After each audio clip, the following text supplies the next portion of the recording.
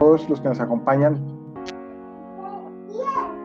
a todos los que nos están acompañando en este momento y también a las otras personas que muy seguramente diferido tendrán acceso a esta presentación. Un saludo también a Joana de Girón, y también un saludo también muy especial al arquitecto Jaime Pinilla. También pues reitero también el aprecio y el afecto desde una relación ya de profesional y personal de más de quizá como 20 años.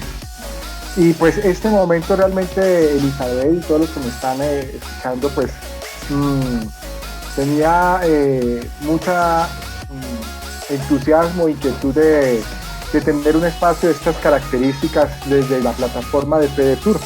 Toda cuenta, pues como lo decía Elizabeth, buena parte de nuestros municipios en el departamento están construidos con tierra, y FedeTour, que tiene una proyección de tipo turístico, pues encontramos bastante que hay unos vasos comunicantes entre lo que se refiere el desarrollo turístico, el patrimonio cultural relacionado con el tema de la arquitectura.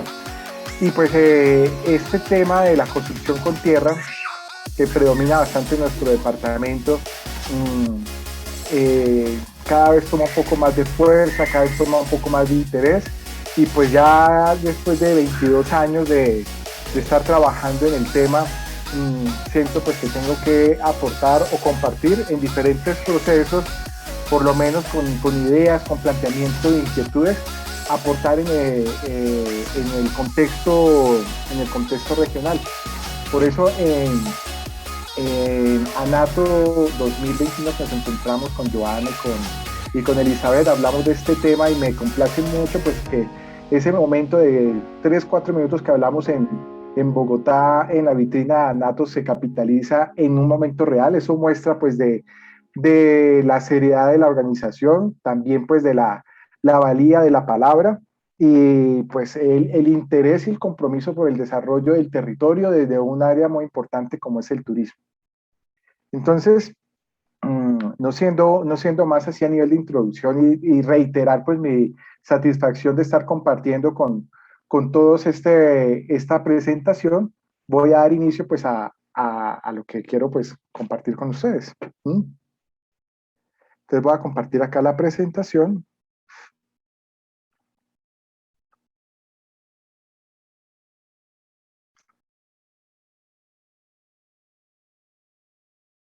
Están viendo en este momento, ¿cierto?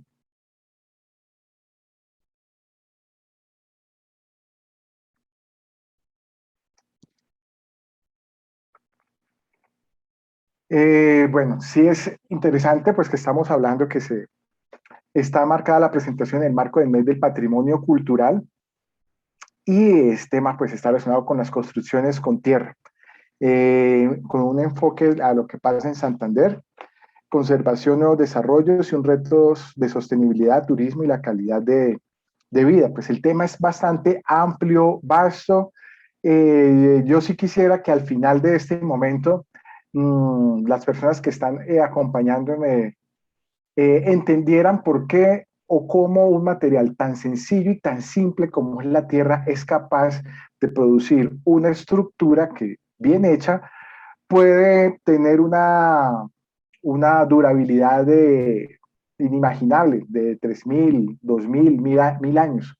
Entonces, primero, quisiera que entendieran eso. Vamos a acercar un poco al fenómeno físico. Voy a tratar de hacerlo de la manera más simple y más sencilla, para luego mirar algunos casos de los que están pasando en nuestro departamento, que nos debe llamar la atención a nosotros, pues como ciudadanos, como santanderianos y como actores del turismo. Pues vale decir que yo soy actor turístico también.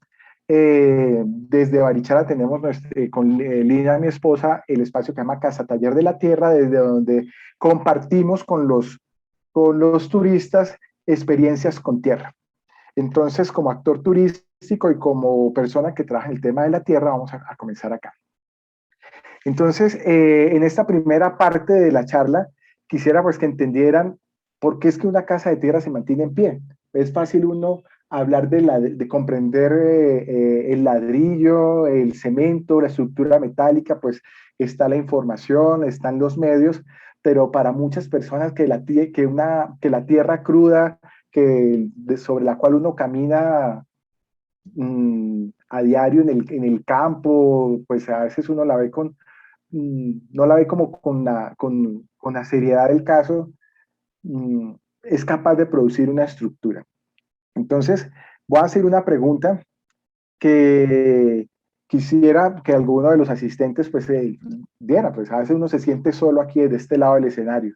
Entonces, les voy la pregunta muy sencillamente es plantear cuál es la vida útil de una casa de tierra. ¿Cuánto creen ustedes? ¿Cuánto han visto? ¿Cuánto han escuchado? Yo conozco casas de tierra de más de 150 años, no sé cuál sería la vida útil. La vida, pues, la vida. ¿Habrá otra persona? Sí, Santiago. Sí, Joana. ¿Cuánto crees que Buenas puede tardes durar? a todos. Pues acá en Girón tenemos una casa, una de las casas emblemáticas, la Mansión del Fraile, que tiene más de 360 años. Bueno, otra persona de las que están acompañándome, ¿alguna otra cifra, otro dato? Mira, perdóname, la arquitectura en tierra es sempiterna, o sea, desde yo creo que el inicio de la humanidad, ¿no? Ellos empezaron a trabajar la tierra, ¿sí? En cuevas, ¿no? Y empezaron a modelar y a hacer trabajos para hacer adaptación al medio ambiente. Podemos ver la arquitectura mediterránea, arquitectura alemana, arquitectura del oriente, asiática, de miles de millones de años. Entonces, lo que estás diciendo es muy acertado. Bueno, entonces sí estamos hablando, mire que ahí en la diapositiva tengo 3 frases. ¿Cuál es la vida útil de una casa de tierra? ¿Cuál es la expectativa de vida de una casa de tierra? Y bueno, ¿y cómo concibo yo, Santiago, una casa de tierra? Efectivamente, en nuestro entorno santanderiano, colombiano, eh, podemos apreciar y tocar casas de tierra que pueden tener 150, 200, hasta 400 años. ¿Mm? Pero en el mundo hay construcciones de tierra que están funcionando, que tienen más de 2.500 años. ¿Sí? Entonces, a veces cuando la gente pregunta, ¿y esas casas de tierra si duran? ¿Eso no será? ¿Son sismo resistentes? ¿Será que no se caen? Siempre les respondo. Muéstrenme un edificio construido en concreto, con varillas, con cemento, que tenga más de 150 años en el mundo y realmente no lo hay. No sabemos si vaya a llegar a los 200 o a los 300, pero realmente no lo hay porque pues el desarrollo del concreto reforzado pues es relativamente reciente. Pero una casa de tierra, de adobe, de tapia pisada, de más de 150 años en Zapatoca, de más de 300 años en Girón, en Bogotá hay de más de 400 años y en el mundo, norte de África, Asia meridional, en lo que se refiere a Siria, Líbano, Israel, Irán, Irak, hay de 2.500 años. Pero miren la diferencia entre estas dos preguntas. ¿Cuál es la vida útil y cuál es la expectativa de vida? Y ahí voy un poco a lo como yo concibo las casas de tierra. Cuando uno habla de cosas, de objetos que uno construye, de cosas, uno siempre habla de vida útil. Cuando uno habla de seres vivos, uno habla de expectativa de vida. Expectativa de vida del ser humano, de un perro, de un caballo, vida útil de un carro, vida útil de un mueble, de un electrodoméstico. Para mí, yo hablo de expectativa de vida de una casa de tierra, por una sencilla razón. El ladrillo es tierra que se quema y nunca más vuelve a ser la tierra original. El acero son metales que se queman y nunca vuelven a ser los metales originales. El cemento son piedras y tierras que se queman y nunca vuelven a ser los metales originales.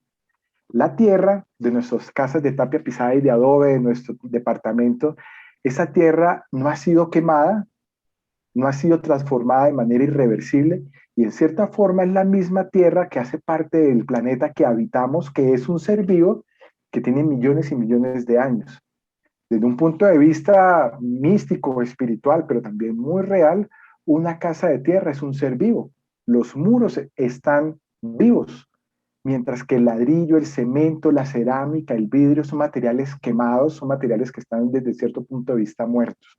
Entonces, hago esa antesala para tener una aproximación diferente a las casas de tierra. Una casa de tierra es un ser vivo con una expectativa de vida de 2.500 a 3.000 años, siempre y cuando esté bien construido y con muy buen mantenimiento. A partir de ahí, la concepción de una casa de tierra ya comienza a ser completamente distinta para mí y espero que para ustedes también.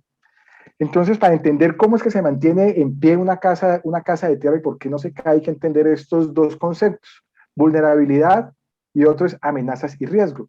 La vulnerabilidad de una edificación, independiente de cuál sea, se refiere como a las características de la casa y de los materiales con los que está hecho, de saber el grosor, el ancho, la resistencia de los materiales y cómo responden ellos. Esa es la vulnerabilidad.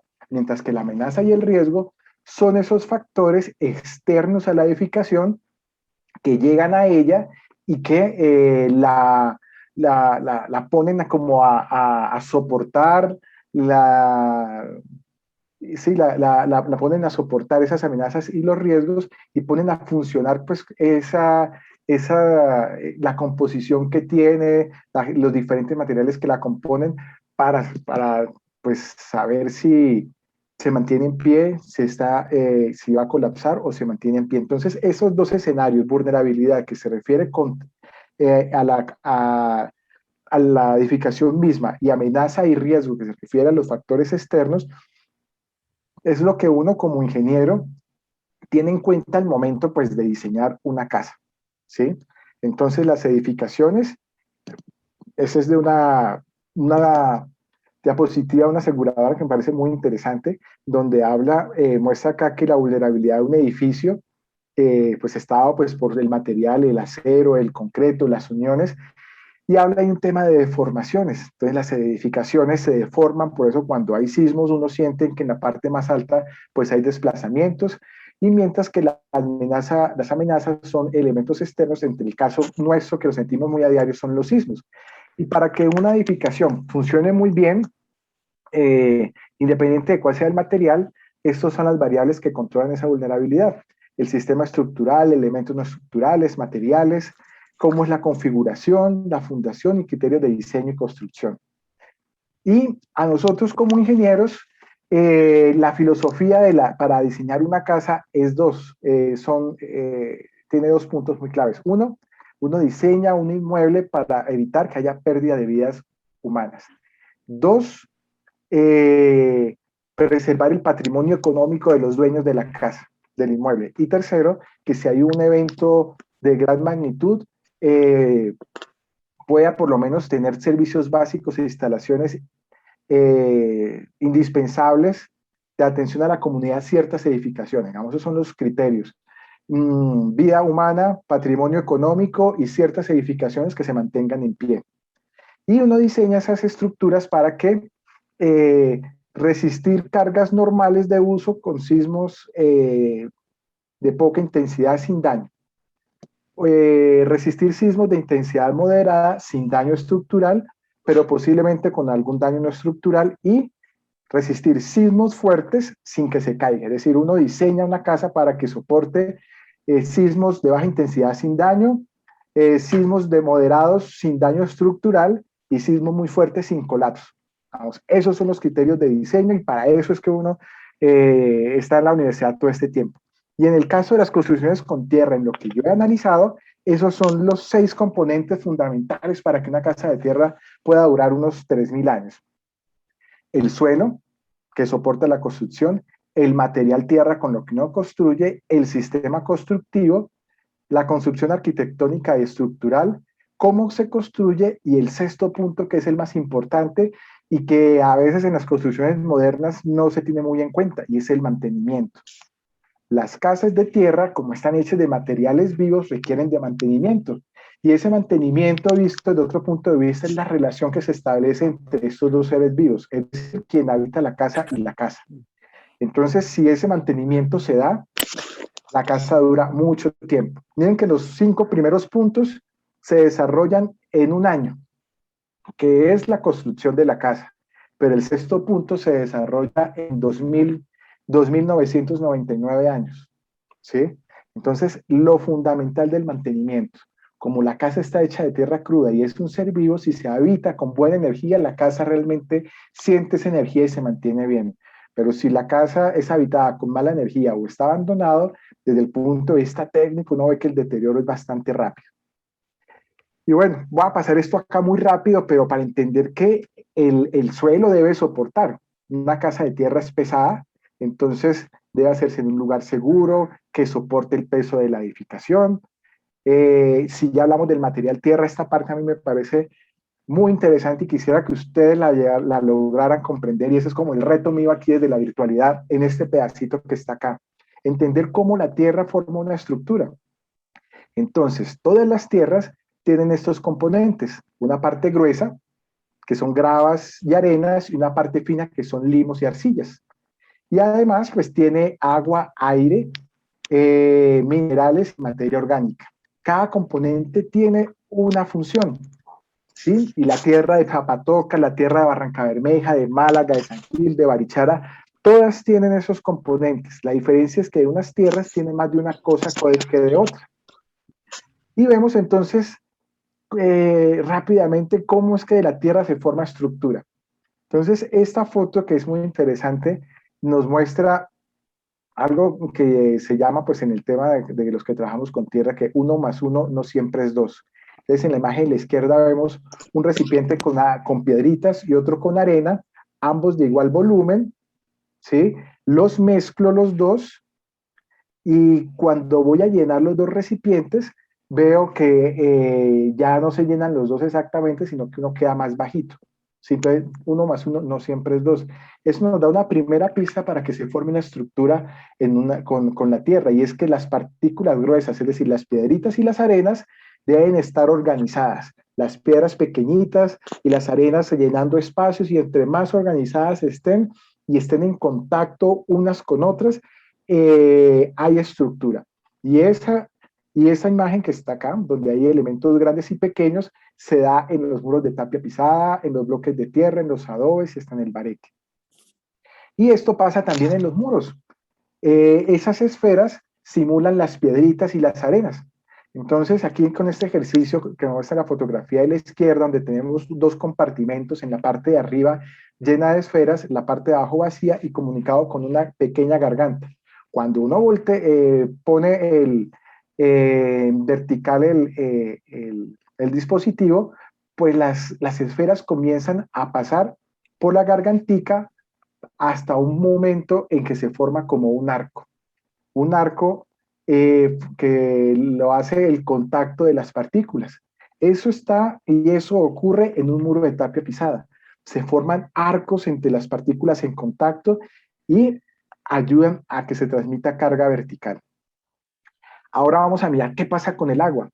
Los muros de tierra, fundamental es el agua, porque el agua activa las arcillas y los limos, que es el cemento natural. Entonces hay un primer fenómeno ahí, se ve fácilmente en la foto, de ponerle una gotica de agua a dos esferas de cristal que simulan las arenas o las piedritas. Si yo le echo una gotica, entonces se forma un puente entre los dos.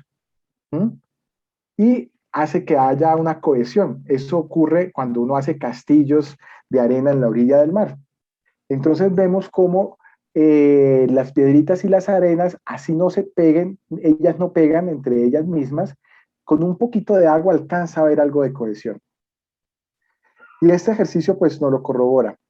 En esta bandeja metálica tenemos esferas de cristal secas que simulan las piedritas y las arenas, y si le echamos un poquito de agua, esas piedritas esas esferas que están sueltas, con un poquito de agua se organizan, generando una cohesión entre ellas, y se organizan como con una estructura como de colmena. Pero si yo le echo ya más agua, vuelven y se desorganizan y se mueven entre ellas. Entonces, aquí hay otro punto muy importante para que un muro de tierra, para que la tierra sea estructura, y es que hay un punto específico de agua en el cual hay la cohesión y se forma la estructura. Si es Si es más seco, las partículas gruesas se desordenan. Y si está muy mojado, las partículas gruesas se desordenan. Entonces, el punto de la humedad es fundamental. Y eso vale decir que los muros de tierra nunca se van a secar. Si se secan, la casa se cae. Entonces, piedritas y arenas organizadas en contacto unas con otras, agua en el punto específico. Y este ejercicio nos muestra eso. Tenemos ahí ese dispositivo donde hay un vaso metálico con un hueco en la parte inferior, le echo arena seca y comienza a caer la arena seca y se forma un montículo. Ahora vemos en la imagen de la derecha cómo en la bandeja le echo un poquito de agua, dejo caer también la arena seca y se forma una estructura. Entonces eso muestra cómo así no hay, así las arenas y las piedritas no peguen por sí mismas, si tienen un contacto de agua, se forma estructura. Y ese es un ejercicio también que hago en los cursos cuando son presenciales y que tenemos de unos y varios días, que es muy impresionante, de ver cómo se forma estructura con el material grueso, es decir, con las piedritas y las arenas, a partir de unos fenómenos muy sencillos. El primero, pues, la compactación. Entonces vemos arena seca, la humedecemos, la llevamos en un vaso metálico y se compacta en 3 capas. Se voltea y se le pone peso. Y más o menos en gramos. Luego hacemos el mismo fenómeno, pero ya no compactando en 3 capas, sino en 5 capas, y vemos cómo aumenta su capacidad de soportar carga. Y hay un tercer ejercicio que hacemos que es muy impresionante, y es cómo cambia el efecto si entre capa y capa le ponemos una mallita. Entonces se le pone una mallita en la capa de arena y esa columna de arena humedecida con 4 mallitas es capaz de soportar el peso de una persona. Uno cuando pues se sale al inicio de la experiencia, pues uno no cree que eso vaya a ocurrir y uno diría, bueno, con esta arena seca se es capaz de soportar 70, 80 kilos y todo el mundo dice que no. Pero hacemos el ejercicio de compactar en 3 o 4 capas y poner unas mallitas y soporta a una persona. Entonces, es fundamental el tema entonces de las partículas gruesas organizadas, el efecto del agua en ellas, y ahora vamos a mirar las arcillas. Las arcillas son laminitas, son láminas que funcionan de la siguiente manera. Hay una manera fácil de entenderlo es como si fueran unas laminitas de vidrio, que si están secas pues no se unen entre ellas, pero si hay agua entre ellas se forma hay una cohesión. Y son capaces, como se ve aquí en esta imagen, de si hay agua entre ellas, de soportar carga y además de pegar. Entonces las arcillas es el cementante natural, es el más importante al momento pues de pensar en generar la estructura. Las piedritas y las arenas dan el esqueleto y los limos y las arcillas, pero sobre todo las arcillas son las encargadas de dar la cohesión. Y esto, si hacemos una aproximación en un murito de tapia pisada, es lo que vemos. Acá se verían las piedritas, acá se ve el puente de agua, y en el puente de agua están las arcillas, que son estas laminitas que hacen la cohesión entre una parte y otra. Entonces, eso hace que se forme la estructura. Pero si hay menos cantidad de agua de la necesaria, las arcillas no se activan y el muro se desmorona. Y si hay demasiada agua, pues ya hay mucha agua circulando y no alcanza a haber compactación ni cohesión. Y de acuerdo pues al contenido de piedritas, de arenas, de limos y arcillas, hay diferentes sistemas constructivos, que ese es un tema pues que me parece interesante que lo tengamos en cuenta. ¿En qué se diferencia el material de la tapia, del adobe, del bareque, del pañete? Entonces acá vemos la tapia pisada. Lo recomendado es que la parte gruesa, es decir, las piedritas y las arenas, sea el 60% del material y finos el 40% y la mayor parte arcillas. y se compacta entre el 10 y el 13% en peso de agua. Y la densidad de la tapia pisada es de 2 toneladas por metro cúbico. Llevándolo a algo más sencillo, creo que todos los que están acá han visto o están habitando en este momento una casa de tapia. Entonces, imagínense un metro cuadrado de un muro de tapia pisada de 50 centímetros de espesor el muro. Ese muro pesa 1 tonelada. Ese cuadrito de 1 por 1 pesa 1 tonelada y uno lo compacta en obra al 10% en peso de agua, es decir, 100 litros de agua. Y el muro de tierra nunca se va a secar. Luego él baja su humedad y trabaja en un promedio del 5%. Entonces, esa es la característica de la tapia pisada: mayor cantidad de piedritas y de arenas, menos de finos, más bien semiseco, 10% en peso de agua, 2 toneladas por metro cúbico de densidad. A la tapia pisada generalmente no se le echa fibra, a la tierra de la tapia pisada, y se considera que es un proceso monolítico porque donde uno va haciendo el muro, ahí va quedando. Ahora hay algunas tendencias en Europa de tapia pisada prefabricada, pero lo tradicional nuestro es que lo que uno va moviendo es la herramienta, como se ve aquí en la imagen. En la tapia pisada no se mueve el bloque, porque el bloque pesa, el bloque de 2 por 1 que genera este tapial pesa cerca de 2 toneladas y moverlo pues sería una locura y se desbarataría. Entonces uno mueve, es el material, es la herramienta. El adobe es como un ladrillo sin cocinar. En el adobe la proporción de material grueso y fino es inversa. 40% de material grueso y 60% de material fino, más bien arcilloso. Y se trabaja en estado plástico, es decir, como con mucha agua. Y la tierra que se trabaja con mucha agua, se le adiciona fibra. Por eso el adobe se le echa pasto, se le echa paja, se le echa tamo de arroz. Y como no hay compactación, la densidad es menor que la de la tapia, 1.3 a 1.5 toneladas por metro cúbico. Entonces, ese es el adobe. La función de las fibras es controlar la contracción por el secado y es un mampuesto, es decir, que se pone con la mano. Otro sistema constructivo bastante que cada vez toma un poquito más de campo es el bloque de tierra comprimido, que se hace en una maquinita colombiana maravillosa que se llama Simbarran. La proporción del material para hacer el bloque de tierra es la misma que la de la tapia pisada. 60% de material grueso, 40% de material fino. La diferencia es que en el bloque de tierra, la tierra hay que tamizarla. El tamaño máximo del grano es la media pulgada. Se trabaja igual en estado semiseco, la densidad es de 2 toneladas por metro cúbico y es un mampuesto. Y ahí vemos algunas obras contemporáneas hechas en bloque de tierra comprimido. El bareque, que es el otro sistema que conocemos de tierra, que es precolombino, es decir, los indígenas trabajaban con este sistema a la llegada de los españoles. Y el bareque es una estructura vegetal con lleno de tierra, como la vemos en la parte superior.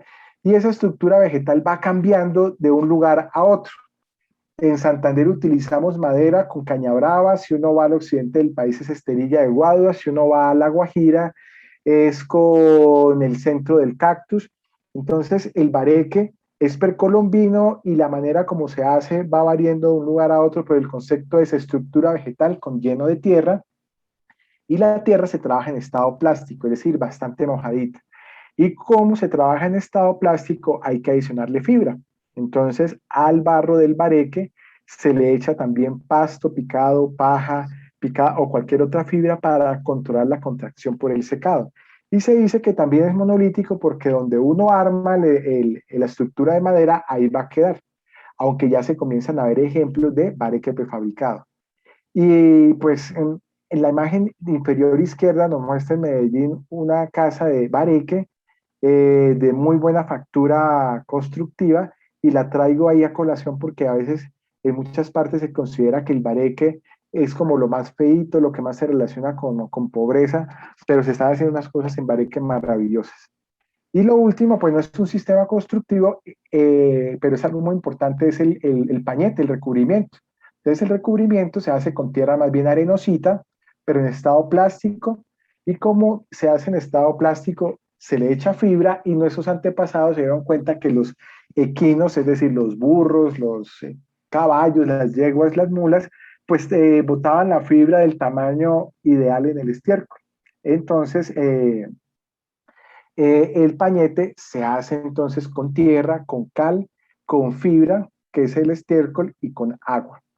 En Barichara, pues es un caso pues excepcional y muy particular en el que pues uno va a una ferretería y junto con la arena, el cemento, las puntillas, uno encuentra los bultos de cagajón, que es así es como se le llama el insumo aquí en la zona.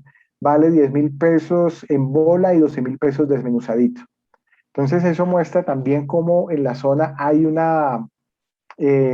mercado muy dinámico de la construcción con tierra al punto que la caca de caballo se comercializa. Entonces vamos a la siguiente, se me quedó aquí. Entonces esa es una tabla pues de resumen, y lo que voy ahí es que hay sistemas constructivos para cada tipo de tierra y para cada tipo de humedad. Y yo relaciono mucho que nuestros antepasados, ellos decidieron con qué sistema constructivo trabajar dependiendo de la humedad natural que encontraban en el terreno. Si en la zona era más bien seca, trabajaban con tapia, como es la zona de Santander, Zapatoca, nuestro departamento. Y si la tierra en estado natural estaba más bien mojada, como en el altiplano cundiboyacense, pues lo más sensato era trabajar en adobe. Y entonces así fue que se desarrollaron nuestros pueblos. Si la tierra era más bien seca, tapia, y si la tierra era más bien mojada, adobe, y el bareque quedó relegado para muros divisorios y viviendas para los niveles más inferiores de la sociedad, que eran pues los indígenas, los esclavos en el occidente del país o las personas pues, de escasos recursos. Pero ahora el Bareque tiene unas potencialidades, y en el caso de Barichara hay unas casas hermosísimas en Bareque que tienen un encanto muy especial. Entonces, pues para entender bien la diferencia entre los sistemas constructivos, esa es la tapia pisada, un cajón de 2 metros de largo, uno de alto y 50 centímetros de espesor, donde se echa tierra que se compacta por capas. Tiene cohesión favorable, que pues por lo menos en la región de Santander tiene bastante posicionamiento, hay un mercado inmobiliario. Y estas imágenes que vemos aquí a la izquierda nos muestran pues que ya comienza a haber en Europa un tema de prefabricación. Hay bastante ya tecnología y sofisticación en el proceso constructivo. Vemos tapiales ensamblables, modulares, bisones hidroneumáticos, incluso tapia pisada prefabricada. Y tiene como una limitación que dentro de los sistemas constructivos de tierra es el que tiene un poco más complicado el camino para hacerse entender en los medios académicos, porque se comporta de una manera muy diferente al concreto, al metal, a la madera. Y ante la incomprensión, lo más fácil es dejarla a un lado, eso en unos estados académicos o agremiaciones, pero eso ya ha ido cambiando y ahí hay buenas noticias. El adobe pues tiene potencialidad que confinado entre una estructura de concreto, madera o metal puede ser contemplado o admitido en un tema de códigos y de normas. Y de limitaciones, pues yo he visto pues que de todos los sistemas de tierra quizá es un poco de los más vulnerables, no tanto por el adobe mismo, sino por el mortero de pega. Por ahí siempre termina como fallando. No quiere decir que sea malo ni que no sirva, sino que ese es un lado más flaco, los muros de adobe, y es muy sensible a la humedad. El bareque tiene una gran potencialidad, es versátil, es fácil de hacer, tiene posibilidades de prefabricación bastante fáciles también, consume bastante mano de obra, es económico y puede sustentarse legalmente con una estructura en madera. Y ahí vemos pues esta casa en La Estrella, cerca de Medellín, del proceso constructivo de un bareque contemporáneo. Y dentro de las limitaciones es que en el imaginario, todos los pueblos es el que más se relaciona como con pobreza. ¿Sí? Y tenemos el bloque de tierra comprimido. que es más fácil aceptado porque la gente ve que es una máquina. Hay una norma y Icontec de producción de bloques que es la 5324. Entonces eso también le da como un soporte en el escenario constructivo, en lo que se refiere a secretarías de planeación o curadurías. Se puede confinar, se puede hacer mampostería estructural. Y limitaciones, pues que en determinados contextos, pues se depende de una máquina y la selección y el tratamiento del material es delicado, ¿sí? Es mucho más exigente. Y pues el campo de acción en el que se mueve la construcción con tierra, pues es la preservación del patrimonio, la vivienda de bajo costo, construcciones bioclimáticas de bajo impacto ambiental e interiorismo y decoración. Y acá vamos aproximando un poco ya nuestros pueblos. Si uno interviniera el patrimonio a partir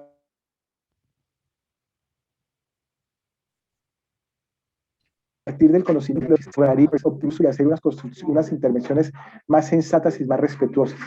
Este es un ejemplo de un prototipo que se hizo con el Ministerio de Cultura de la intervención del templo de Beteitiva, el templo de Santa Rosa de Casia se llamó.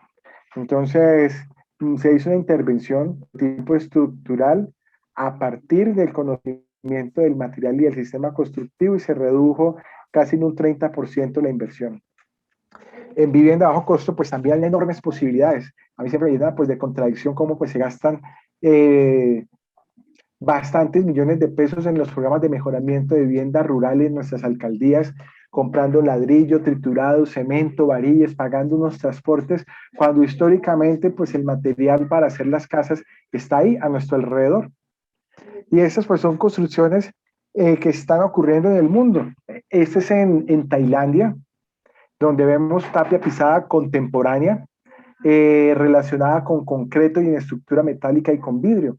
Eso también como para comenzamos a ver que es posible poner a dialogar materiales contemporáneos, modernos, industriales con la tierra, siempre y cuando, y yo llamo mucho la atención a ello, sabiéndolo hacer, entendiendo cómo se comporta uno con respecto a otro y buscando soluciones ingeniosas en la relación de esos materiales.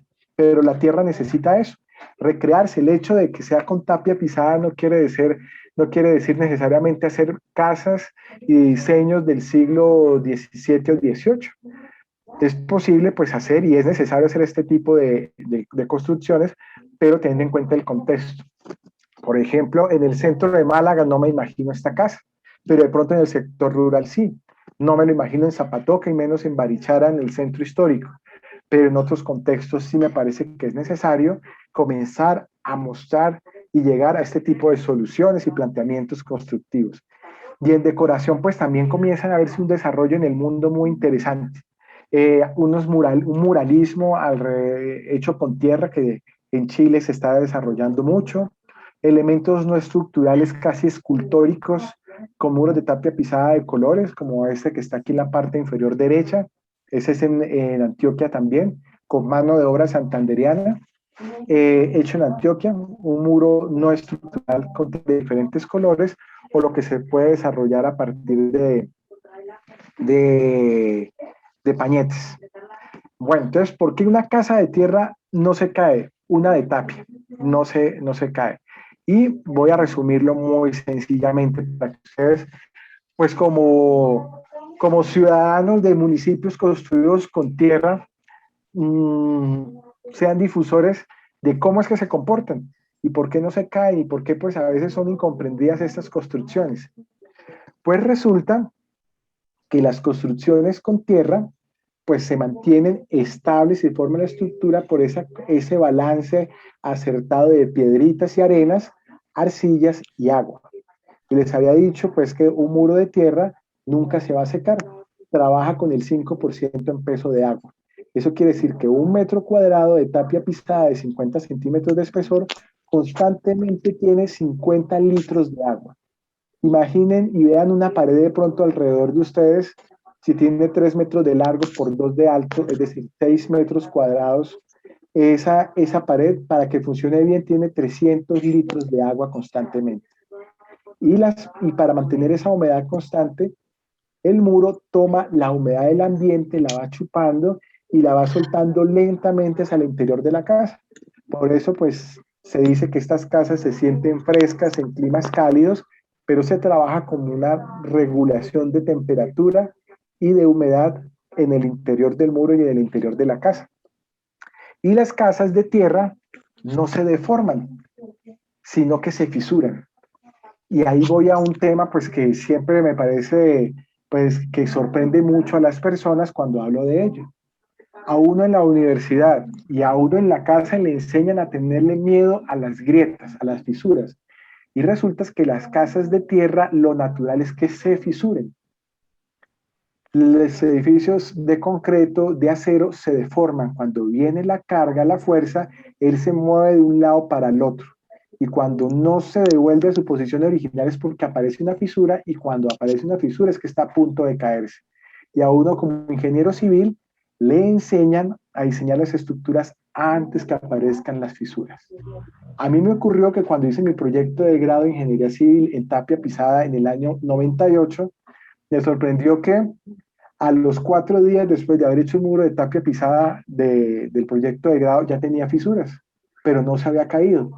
6 años en la universidad se habían, ahí sí, caído y puesto por el piso en 4 días. ¿Por qué este elemento que se fisura se mantiene estable después de 4 días? Y a mí en la universidad me indicaron que no se deberían fisurar. Y ahí pues comienzo a reflexionar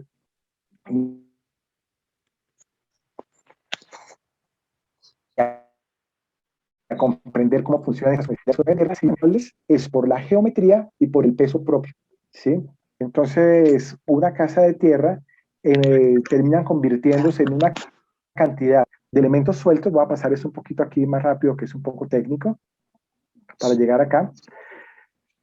Un muro de tierra realmente termina siendo una cantidad de bloques sueltos que se mantienen estables por la proporción del largo, ancho y alto de los muros y por el peso propio y la carga de la cubierta. Eso controvertía completamente lo que escuchaba en la universidad. En la universidad me enseñaron que las cubiertas deberían ser livianas para disminuir el efecto de los sismos, pero en las casas de tierra eso no es tan así.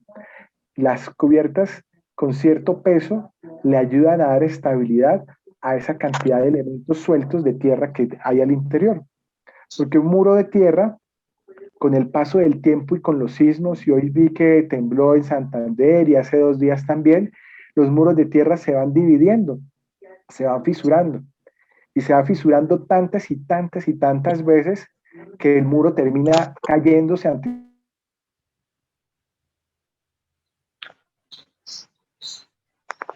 un Santiago, ¿tenemos cómo llegar? Santiago. Intensidad intermedia, pero eso ¿sí? ¿Me estás escuchando bien? Ya, ahora sí, ya. Bueno. 2 minutitos estuvo una interrupción. Bueno, entonces los muros de tierra se van dividiendo tantas y tantas veces con los eventos sísmicos que tenemos en nuestra región, que pues llega un momento que se ha visto en otros países que en 2000 años, si está bien construido y bien mantenido el muro, la edificación se viene abajo, pues porque tiene su expectativa de vida. Hay un proceso de envejecimiento, le pasa al concreto, le pasa al acero, le pasa a la madera y a la tierra también. Y la tierra, esa evidencia del envejecimiento es con las fisuras. Y hay ciertas fisuras que son normales, que nuestros antepasados sabían que eran parte de la edificación y que las reparaban en el momento preciso. Lo que ocurrió es que a nosotros nos enseñaron a tenerle miedo a las fisuras y no las comprendemos. Y yo he visto casos en Barichara, pues que los clientes de Bogotá pues no entienden esta manera de comportarse y le exigen al maestro tapiero que no tenga ninguna fisura en la casa, y entonces terminan forzando la casa a que se comporte de una manera que no es, con unos costos demasiado altos, con cimentaciones en concreto y pañetes en cemento, mallas, que afectan un poco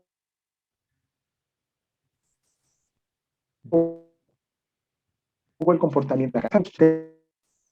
Tenga un buen mantenimiento, cómo funciona, puede durar mucho tiempo. Y la distribución pues de la geometría es fundamental, y ahí hay unos detallitos interesantes, y es como que el ancho, la altura máxima del muro no debe exceder 8 veces el espesor. Ya estudios de laboratorio lo han comprobado. No pueden haber muchos huecos en los muros, porque le trabajas por masa, y si yo le hago muchos huecos, pues la hago vulnerable la casa.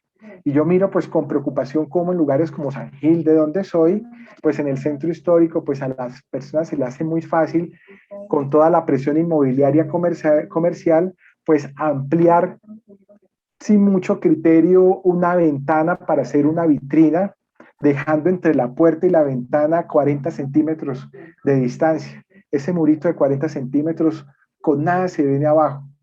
O en otros pueblos que uno ve, no, pues la casa no tiene garaje. Entonces la puerta, volvamos la garaje, y queda pues entre la puerta principal y la puerta del garaje un murito de 20 centímetros o de 15. Entonces esas intervenciones de ampliar los huecos, los vanos, dejándole pocas masas entre ellos, le aumentan mucho el riesgo a la casa. Entonces, para que se comporte bien es la geometría y la proporción de huecos. ¿Mm? Y esas son las condiciones. Ya vamos a ir como cerrando un poco ya el tema, y quiero cerrar con 3 casos muy santanderianos de llamar la atención sobre qué pasa cuando intervenimos sin conocer cómo se comportan estas construcciones. Entonces, para que funcione bien, se debe trabajar con un concepto de estabilidad, es decir, geometría, que haya compresión en los muros de tierra, y que pueden haber unos elementos externos de estabilidad. Se puede intervenir el material a nivel de construcciones nuevas, intervenirlo para mejorarlo y demorar la aparición de las fisuras, como quien demora la aparición de las arrugas. Entonces es mejorando la energía de compactación, capas de compactación más delgadas, mejorar la composición de la tierra, y otros elementos para mejorar la distribución de las cargas, aislamiento de la humedad, la cubierta, etc. Y en un proyecto nuevo siempre recomiendo pues uno conocer el material, hacer ensayos de campo, de laboratorio, para saber si la tierra sirve, que si se puede mejorar o no, para lograr estos tipos de desarrollos que se están dando en el mundo y en Colombia se están comenzando a dar. Construcciones contemporáneas en tierra, donde pues ahí hay un conocimiento un poco más técnico sobre el material, se hace un mejoramiento del material, se hace una probeta antes de hacer la casa, para lograr pues construcciones como las que estamos viendo en este momento, que son de tapia pisada, y ve uno un registro absolutamente contemporáneo, en donde hay un diálogo con materiales contemporáneos, modernos. También una construcción en Francia, también muy contemporánea, donde entra y se relaciona también el concreto con la tierra, y que da igual, tiene un trabajo profesional a nivel del material tierra, mejoramiento a través de él, del proceso constructivo también, y se logran estas facturas y estos lenguajes que están tomando mucha fuerza en el mundo. En Colombia, por el tema de las redes sociales, también está despertando mucho interés, y se están comenzando a hacer este tipo de construcciones. Y bueno, entonces voy a mostrar aquí unos casos muy santanderianos del riesgo en el que están nuestros centros históricos con declaratoria nacional o sin ella, pero que hacen parte de nuestra identidad, por el desconocimiento de cómo funcionan estas casas, ¿sí? Algo que es importante tener en cuenta es que la norma sismorresistente que rige el país no contempla a la tierra como material de construcción. Entonces, las intervenciones en los centros históricos y en las zonas de preservación de los municipios, pues no se está haciendo de manera adecuada, porque la misma norma no lo contempla. Entonces, en nuestro departamento no solamente hablemos de zonas de interés patrimonial, no solamente los 4 centros históricos que tenemos, que son Socorro, San Gil, Girón y Barichara. Según la ley 388 del 97, que es la ley de ordenamiento territorial, cada municipio en sus esquemas de ordenamiento territorial debió definir unas inmuebles de conservación y unas zonas de preservación. Y la ley 1185 de patrimonio convirtió estos inmuebles y estas zonas de preservación en inmuebles y zonas con declaratoria de bien de interés cultural municipal. Entonces, En todos los municipios de nuestro departamento se hicieron un esquema de ordenamiento territorial medianamente bien hecho, tiene inmuebles y tienen zonas declaradas patrimonio municipal. Y los 4 centros históricos que mencionamos tienen declaratoria nacional y hay otros inmuebles individuales en el departamento que la tienen. Entonces, el tema no es solamente de 4 municipios, el tema es de los 87 municipios. Y en ellos el 90% de esas zonas de preservación están construidas con tierra. Y si hablamos de la zona rural, todavía más. Entonces tenemos una gran responsabilidad y un gran conjunto y un gran acervo de construcciones con tierra que están en riesgo porque los marcos normativos no lo contemplan y porque en las universidades no se imparte el conocimiento sobre este tipo de construcciones y vemos casos como los que voy a presentar. Hoy va Santander, conocen provincia comunera. Hubo un proyecto en el año 2017 de hacer un mejoramiento en la calle Real. Esto fue en Oiva, pero puede haber ocurrido en cualquier municipio. Puede haber ocurrido en Málaga, puede haber ocurrido en Zapatoca, en El Socorro, en Confines, en San Vicente, en Betulia. Entonces, el alcalde gestionó unos recursos para mejorar la calle principal y ese mejoramiento consistía en algo de embellecimiento urbano, pero sobre todo darle andenes, porque un proyecto hecho unos 10 años atrás le quitó los andenes y la gente pues estaba aburrida porque llovía y se les metía el agua a los locales. Entonces vemos esta casa que está señalada, esa casa esquinera, que está al final de la calle principal, que fue la que se intervino. Y la intervención pues consistía pues en levantar el empedrado, generar el andén y poner un mobiliario. Vamos a ver el titular de Vanguardia del 7 de septiembre del 2017. Del 9. Colapsó antigua casona Inoyo. Investigarán las causas. ¿Sí? Voy a poner un video de qué fue lo que ocurrió para que ustedes vean pues, lo impresionante del tema y que pudo haber ocurrido en cualquier municipio. Me comentan si ven el video o si no lo están viendo. No se ve el video, se ve la foto de la casa de Oiva. Entonces creo que tengo que dejar de compartir y volver otra vez a compartir. Sí, dejar de compartir. Por aquí había Fabio Adolfo Calderón, un saludo acá a nuestro amigo Fabio, también compañero de varias líderes patrimoniales. Bueno, acá vamos con el video. Gracias, Santiago, gracias. ¿Sí lo están viendo el video o no? No, no se ve. Entonces, compartir pantalla de nuevo, vamos a ver.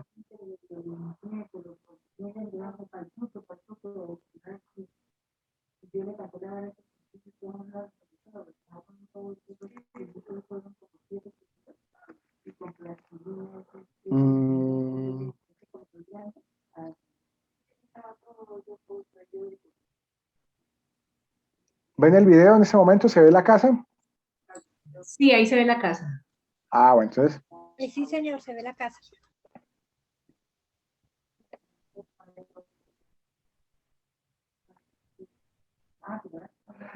Es una de las casas de 2 pisos que hace parte de las esquinas principales del parque. Ahí se ve la máquina y la intervención en el empedrado. Entonces mira que no es una intervención de patrimonio ni de una casa, sino simplemente el cambio del empedrado. Vamos a ver aquí el video por el otro lado. ¿Sí están viendo otro video en ese momento o no? Sí, ya estaba viendo el otro video. Sí.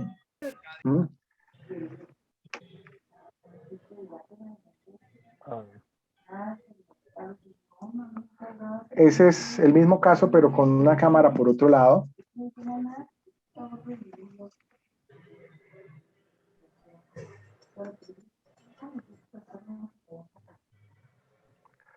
Voy a adelantarlo un poquito.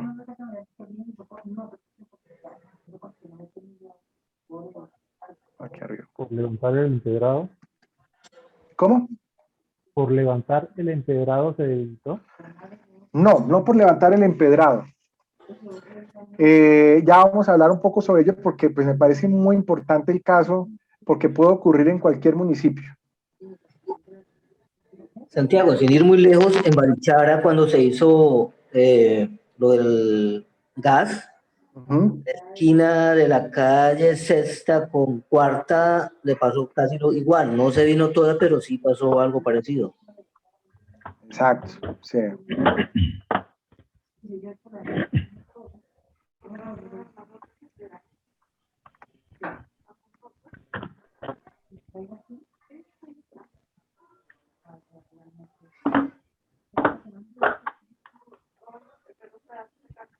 Bueno, vamos a analizar qué ocurrió ahí.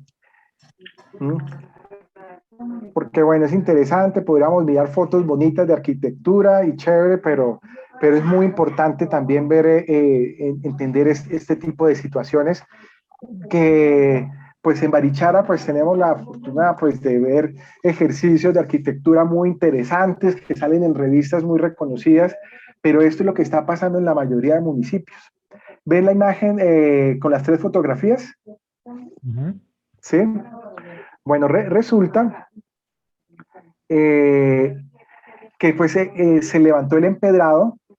Ustedes ven en la foto número 1, ahí hay una rejilla con un sumidero que recoge las aguas lluvias que vienen de esta pendiente por la calle. Entraban aquí a un sumidero y el sumidero conectaba con un canal que estaba por debajo de la casa, ¿sí? Y lo atravesaba por debajo de la casa. ¿Qué hicieron? ¿Qué ocurrió? Pues levantaron el empedrado, cambiaron la base de la tierra y en Oiva llueve mucho.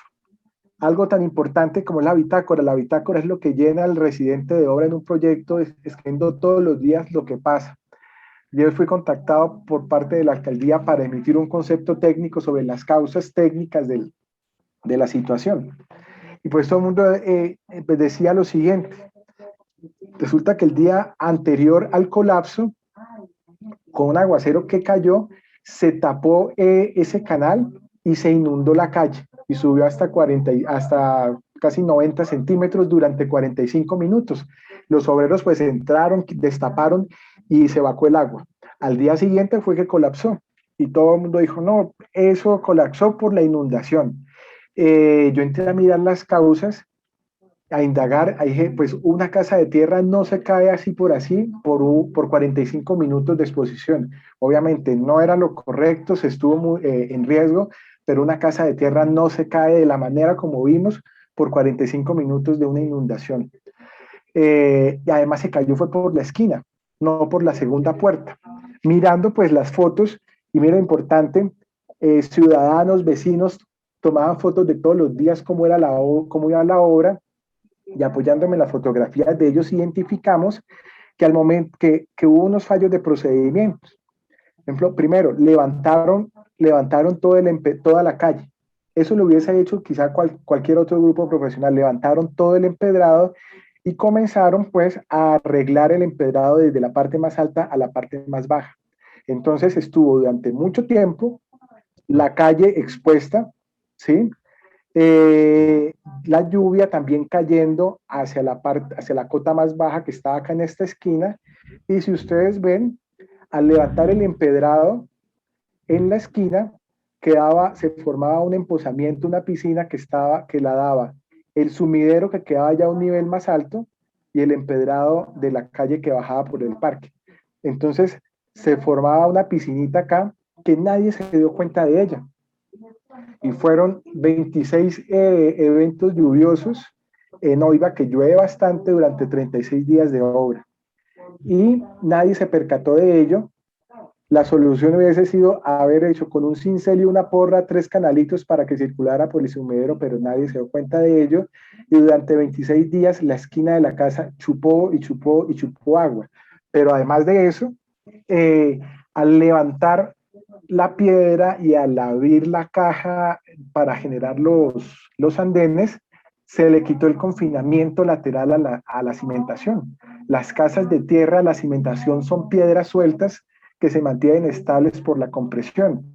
Y si yo le quito lo que la tranca lateralmente, que en esta casa, en este caso, pues, y en todos los casos es la tierra de la calle, pues no hay quien la tranque y fácilmente, como se dice, se sale de pata. Y si además de eso se humedece el terreno, pues ocurre lo que vimos. Entonces, este es el caso, pues, de Oiva. Vamos a pasar a otro caso. Bueno, ese es el estado actual. Tuvo que hacerse un desmonte controlado porque las casas de tierra en nuestros pueblos y en todos los pueblos funcionan. La manzana es un solo elemento estructural. Y no entender eso es de las principales equivocaciones que se cometen en nuestros pueblos. Considerar que la casa de tapia es individual y que yo la tumbo y que tumbo lo que está en mis escrituras y yo levanto y hago un inmueble, y eso genera unas grandes afectaciones porque las casas, nuestros centros históricos y zonas de preservación, todos los muros son medianeros y terminan convirtiéndose como una sola estructura. Entonces, cuando yo tumbo una casa en una manzana, afecto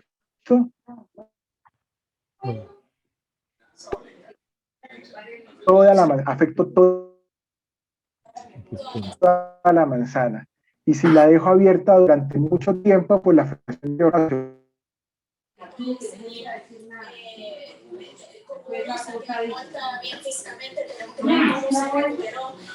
A ver, en el 2015 hubo un sismo, ¿sí? Yo creo que todos lo sentimos y todos lo vimos. Titular de Vanguardia: sismo dejó 120 casas afectadas y 50 casi destruidas en Betulia. A mí me llamaron y me dijeron, uy, Santiago, sus casas de tapia se desbarataron allá en Betulia. A mí también me pareció muy sospechoso eso. Yo fui a Betulia el día siguiente del sismo y me di cuenta de lo siguiente. Si bien era cierto que la mayoría de las casas afectadas eran de tapia pisada, no todas las casas de tapia pisada resultaron afectadas. Y encontré un común denominador, algo que se repetía en las casas de tapia pisada que fueron afectadas. Las voy a mostrar acá algunas de ellas. Todas tenían algo en común, y era que habían recibido un mejoramiento de vivienda años anteriores, que consistió en quitarle esas pesadas cubiertas de madera, con caña, con barro y teja de barro, a cambiarlas a unas livianas e inadecuadas cubiertas ligeras de teja termoacústica o de fibrocemento con perfiles metálicos. El alcalde lo hizo con muy buena intención, pero le aumentó la vulnerabilidad a las casas de manera increíble para que ocurriera esto. Y esto lo que muestra es que hay un desconocimiento de parte de los profesionales, el que plantea el proyecto, el de planeación, en cómo funcionan estas casas.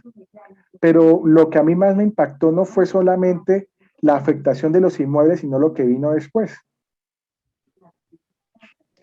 Esto, lo que presenta la nación como la solución o el reparo.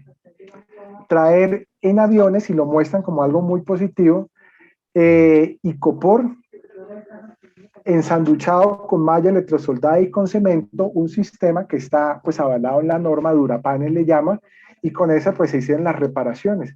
Tengo entendido que se demolieron muchísimas casas, me han dicho que 80, que 100 casas, pero muchas de ellas por el desconocimiento estaban en lo que uno llama daño reparable. Es decir, las casas de tapia les dije que se fisuran, y muchas de esas fisuras que han tenido estas casas por motivo de la cubierta liviana se podían reparar. Pero como los funcionarios de gestión del riesgo llegan, no conocen del tema y ven las fisuras, ellos dijeron, esto se va a caer, y la orden fue demoler un buen número de casas, y muchas de ellas, desde el conocimiento específico de cómo se comportan esas casas, no debieron haberse demolido. Esta de acá, por ejemplo, se pudo haber desmontado el muro afectado y con la misma tierra se pudo haber levantado el muro y quedaba bien de nuevo. Eso sí, cambiando el sistema de la cubierta. Entonces, el tema es el desconocimiento de profesionales de la región, desconocimiento de los alcaldes, desconocimiento de los funcionarios de instituciones estatales de Bogotá, de alto nivel, es un desconocimiento generalizado. Y a mí esta foto de cortar la cinta me parece muy triste, de cómo una persona que tenía una casa bonita, contextual con el ambiente, con el patrimonio, con la cultura, por una intervención inadecuada termina recibiendo 50 metros cuadrados de icopor con teja metálica, ventanas de vidrio y teja termoacústica. Y todos orgullosos, gobernador, director de la unidad de gestión del riesgo, todos con muy buena intención, creyendo que es la solución, cuando de fondo lo que hay es un desconocimiento de lo más propio que tenemos en el tema de hábitat de arquitectura, que son los sistemas de construcción tradicionales. Y ahora pues el tema de Barichara, que también es interesante tenerlo en cuenta. Yo creo que muchos lo conocen, lo han visto por fotos, que tiene pues algo pues muy interesante y favorable, pues que el oficio de la tapia pisada se mantuvo vivo y se ha mantenido vivo. Y esas escenas de construcción con tapia pisada son muy tradicionales. Y vemos pues que se dan este tipo de nuevos desarrollos que salen en revistas reconocidas de arquitectura con titulares de estas características.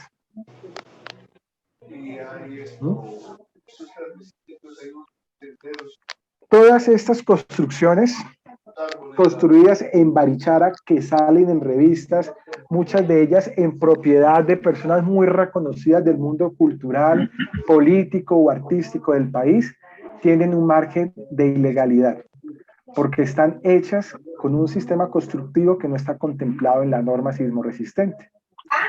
Entonces, esto genera en Barichara una gran contradicción social, y es la siguiente.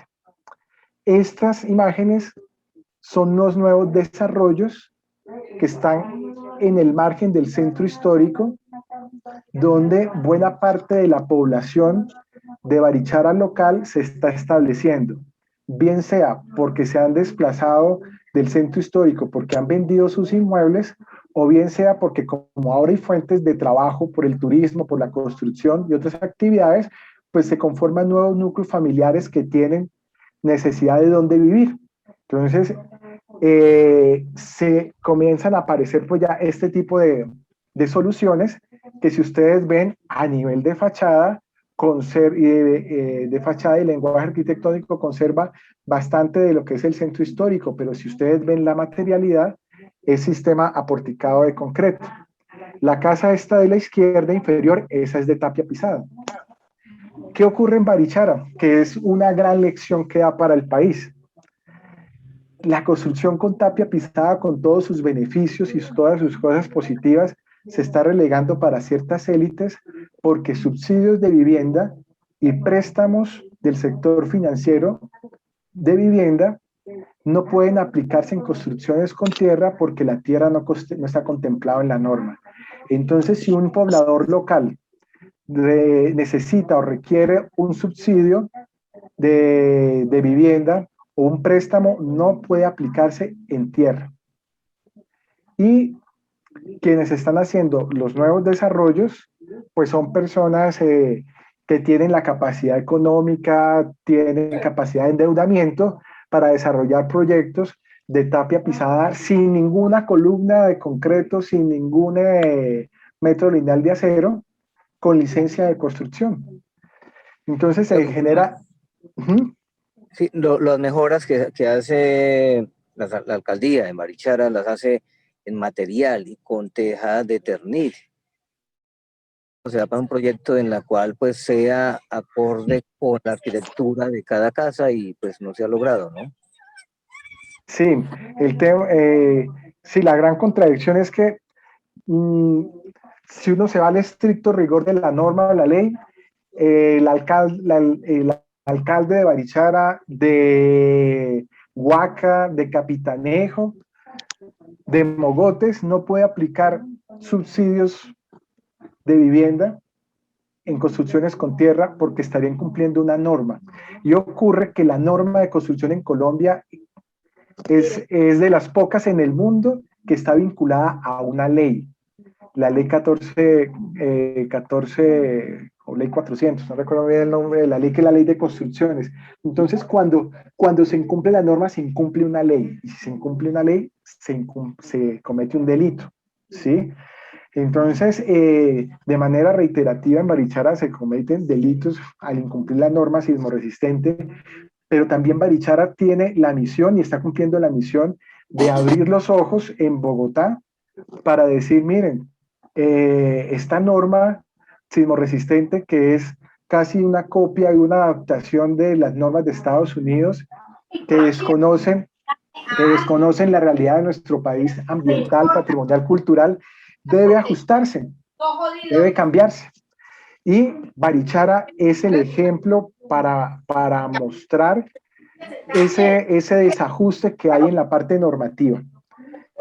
Sí, y esa es la misión, pues para que no ocurra esto, ¿sí?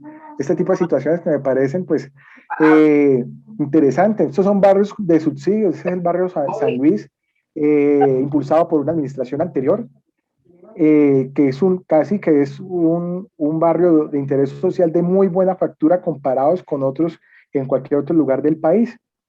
Qué interesante hubiese sido que se hubiese construido con tierra, pero hay dificultad por parte de los mandatarios a hacerlo.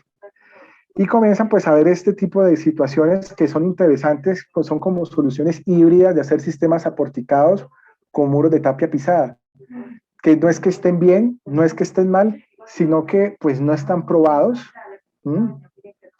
Y resalto pues este barrio que es en Barichara, que es un barrio que nace como un barrio de interés social, que es el barrio La Cantera, donde pues se ve un respeto por el lenguaje arquitectónico, es íntegramente hecho en tapia pisada, y que se enmarca muy bien en la arquitectura.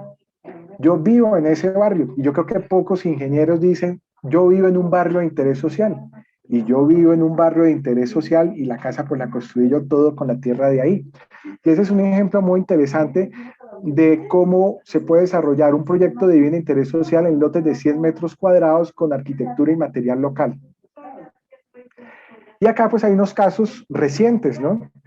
Que muestra un poco el riesgo en el que está nuestras zonas de preservación por falta de conocimiento técnico, por falta también de herramientas legales de protección o desconocimiento. Vimos pues el tema acá del páramo. Por un lado está la afectación con un inmueble que es el templo principal, pero también está la demolición de una casa de valor patrimonial. Este caso y los siguientes pues da muestra de que según la ley 388 del 97, el valor patrimonial de los inmuebles en el departamento no son los de los 4 centros históricos. Todos los municipios tienen inmuebles y zonas de preservación que están en los esquemas de ordenamiento territorial y en los planes básicos de ordenamiento territorial. Entonces, cuando se vaya a hacer una obra de esas características, lo primero que tiene que hacer el promotor inmobiliario, el arquitecto, el dueño del lote o de la casa, es saber si su casa está en las zonas de preservación o si su inmueble es de preservación, ¿sí? Cuando yo entré a mirar el EOT del páramo, y el EOT del páramo señala el templo principal como un inmueble de preservación, y señala también las manzanas alrededor del parque principal como de preservación. Pero además hay un decreto, el 1095 del 2015, del Ministerio de Cultura, que indica que 100 metros, un polígono de 100 metros a la redonda de las edificaciones con valor patrimonial, bien sea municipal, departamental o nacional, no pueden demolerse a la primera y levantar una edificación sin ningún criterio, ¿sí? Entonces, por lo menos este caso, por estar en el parque principal, y por ser colindante con el templo principal, antes que pensar en demolerse, debe haber considerado primero que está al lado del templo y que ese proyecto debe haber tenido un concepto técnico del Consejo Departamental de Patrimonio, que es la entidad, según el Sistema General de Cultura, quien da los conceptos técnicos en casos de bienes de interés cultural municipal o departamental. Y pues al parecer ahí creo que no se dio ese caso. Creo que no, pues porque pues se ve una edificación, la demolición de una casa de valor patrimonial, seguramente era de tapia pisada, pero sí en un sector de valor patrimonial y junto a una edificación que Leo T es muy claro en señalar patrimonial. No es que no se puedan hacer obras, no es que no se pueda incluso demoler, sino que se debe hacer un estudio y plantear una idea que respete esas condiciones, respete los requerimientos y los planteamientos de la valoración patrimonial, ¿sí? De pronto pudo haberse pues construido 1 o 2 pisos, pero de pronto no 14 pisos ni 10 pisos alrededor. Entonces es muy importante en nuestros municipios, ustedes que velan por los municipios no solamente como ciudadanos, sino porque están vinculados con el turismo y el turismo en cada municipio está vinculado con la arquitectura y la parte urbana, tener claro eso. Primero, no es que no se pueda hacer nada, sino que se debe hacer de manera correcta. Y la manera correcta es ir a los esquemas de ordenamiento territorial, mirar qué zonas hay de preservación, qué inmuebles hay de preservación y si el inmueble que tengo es de preservación o está en una zona, se debe hacer un proyecto identificando los valores patrimoniales, siguiendo como el lineamiento para este tipo de proyectos del Ministerio de Cultura y debe tener un visto bueno técnico de parte del Consejo de Patrimonio y con el visto bueno del Consejo Departamental de Patrimonio, la Secretaría de Planeación da la licencia de construcción. Este caso ocurrió pues también en Zapatoca. Hay un cambio en la red de alcantarillado. Se hizo una excavación, la obra lo exigía así, una excavación bastante profunda en la confluencia de estas dos calles y las casas en esa zona son de tapia pisada y esta esquinera pues salió bastante afectada. Eso me ha llevado a mí, que lo he visto en varios casos, y es que sobre todo en los proyectos de cambio de redes, sobre todo alcantarillado, que son las más profundas, las empresas que hacen los diseños no tienen muy en cuenta el tipo de edificación que está al lado y lado de la calle, que en nuestros pueblos la mayoría son de tapia pisada, y que si se hace una excavación profunda se desconfina la base y se genera una inestabilidad y se pone en bastante riesgo. No es que no se puedan hacer, pues se necesita actualizar el alcantarillado, pero muy seguramente si la empresa que hizo los diseños hubiese dejado una nota de atención al constructor de que los inmuebles al lado y lado son de tapia pisada y que se hace un procedimiento mucho más cuidadoso, de pronto este caso no se hubiese generado. Y ahora pues también está recientemente en polémica la alcaldía de Curití, que pues escuchamos por redes sociales que se iba a demoler, que no se iba a demoler, que proyecto. El caso es el mismo de siempre. Ir a mirar si en el esquema de ordenamiento territorial el inmueble está señalado como un inmueble de preservación o si la zona en la que está señalada de preservación. Generalmente en nuestros municipios lo que es el templo principal y las manzanas alrededor del parque son de preservación. Entonces no es que el alcalde no pueda intervenirla. Muy seguramente tenga muchas necesidades de tipo funcional y técnico para hacerlo. Pero lo que sí debe hacer es, si está en el esquema de ordenamiento territorial con una afectación patrimonial individual o en un sector, hacer un proyecto con los lineamientos exigidos para una edificación patrimonial, con un visto bueno del Consejo Departamental de Patrimonio para obtener la licencia. Es la manera como se preserva nuestro patrimonio en los municipios. ¿No? Bueno, entonces aquí yo ya voy cerrando, ¿sí?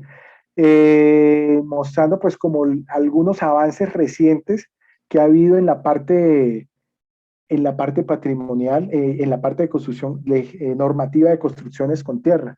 Esto es lo que tenemos que proteger, este tipo de construcciones, y que esto tampoco ocurra. Esas son esas casas campesinas y esto es lo que se entrega en los mejoramientos de vivienda rural. Seguramente con el mismo dinero con los que se hacen los mejoramientos de vivienda rural se podrían hacer unas viviendas más contextualizadas, más acordes con nuestra cultura, con nuestro paisaje y que enriquezcan el escenario turístico de nuestros municipios. Entonces, sí ha habido avances en el marco normativo. En el año 2002 hubo una investigación primera sobre cómo se comportan las construcciones de tapia pisada y adobe, y en el año 2015 se unen varias universidades bajo la sombrilla de la Asociación de Ingeniería Sísmica y con recursos del Ministerio de Cultura y de la Alcaldía de Bogotá, se hace una investigación muy importante sobre comportamiento sísmico de construcciones de tapia pisada y adobe y sistemas de reforzamiento. Es la primera vez que se hacía en el país ese tipo de investigación, y eso arrojó este documento. El documento I-610 EP17, Evaluación e Intervención de Edificaciones Patrimoniales de 1 y 2 pisos de adobe y tapia pisada, que ya hace parte de la norma sismo resistente. Entonces ya los profesionales tienen una herramienta avalada por la norma sismo resistente para intervención de casas antiguas de tapia pisada y adobe. Y ese documento recibió el Premio Nacional de Ingeniería en la categoría de publicaciones en el año 2020, que es un tema pues muy, muy valioso. Ya la Tierra tuvo un reconocimiento y dijo, estamos presentes en el mundo de la ingeniería del país. Y en lo que se refiere a la parte de construcción nueva, pues hay también buenas noticias. Y es que el año pasado, en noviembre del 2020, se actualiza la Ley de Vivienda, y la Ley de Vivienda introduce el concepto de vivienda de interés cultural. Y dice, la vivienda de interés cultural VIC se caracterizará por estar totalmente arraigada e imbricada en su territorio y su clima. Su diseño, construcción, financiación y criterios normativos obedecen a costumbres, tradiciones, estilos de vida, materiales y técnicas constructivas y productivas, así como la mano de obra locales. Es decir, ya desde noviembre del año pasado se abre el espectro para vivienda nueva en construcciones con tierra. Pero, ojo, todavía no se pueden hacer porque esos 4 renglones deben dar lugar a unas investigaciones que conducen a que los profesionales comprendan y puedan tener herramientas técnicas para hacer bien vivienda nueva, ¿sí?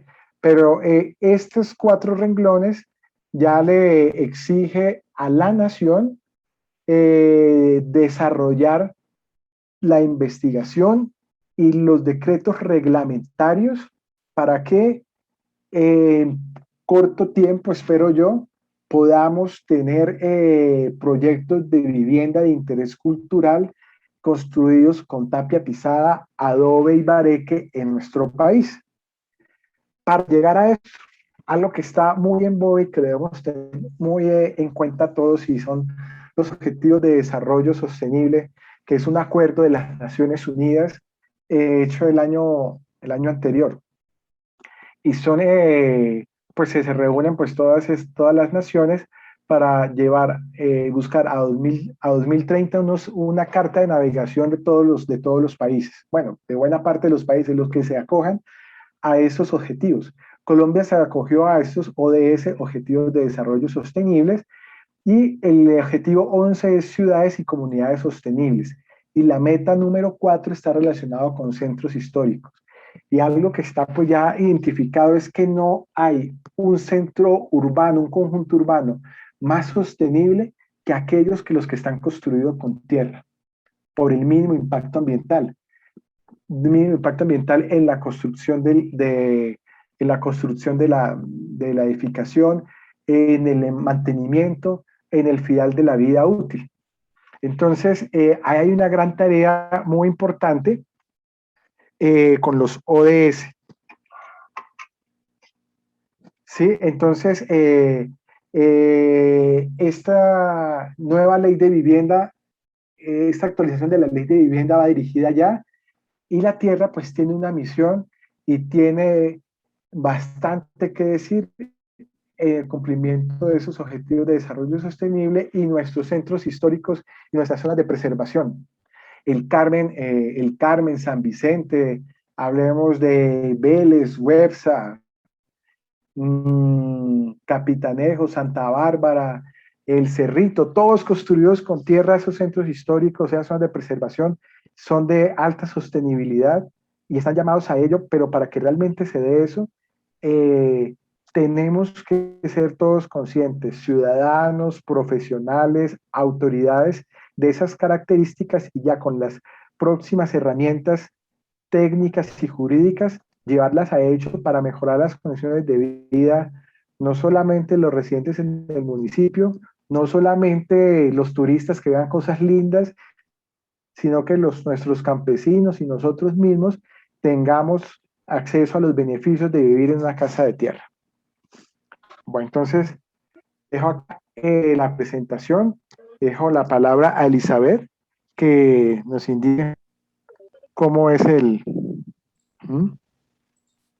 Hey, estoy, mejor dicho, así como súper feliz de todo lo que he aprendido en el día de hoy porque me declaro ignorante de ese tema y la verdad que le damos unas gracias sinceras al ingeniero Santiago por ese apoyo tan grande de abrirnos los ojos frente a cómo se está manejando y cómo es el deber ser de la conservación de esos inmuebles. Creo que hay unas preguntas por acá, vi una manita alzada. Si alguien Pero me excusan un momentito, voy a atender una cuestión, a abrir acá la puerta. Esperen un momentito y van analizando las preguntas. Listo, si alguien va a hacer alguna pregunta, por favor, alza la mano. Yo he visto dos manos alzadas, pero ya no las veo. Ah, Inés. Inés, Edgar. Listo. Buenas tardes, Elizabeth. Buenas tardes, ¿cómo ha estado? Bien, la felicito por, ¿sí? por este panel. Es muy importante porque en lo personal desconozco el tema, ¿no? Lo que uno ve y escucha por parte de nuestros abuelos y algunos maestros antiguos. Pero es un comentario más que todo. ¿Será que regrese el ingeniero? Sí, yo creo que ya está llegando porque estaba recibiendo a alguien en la casa.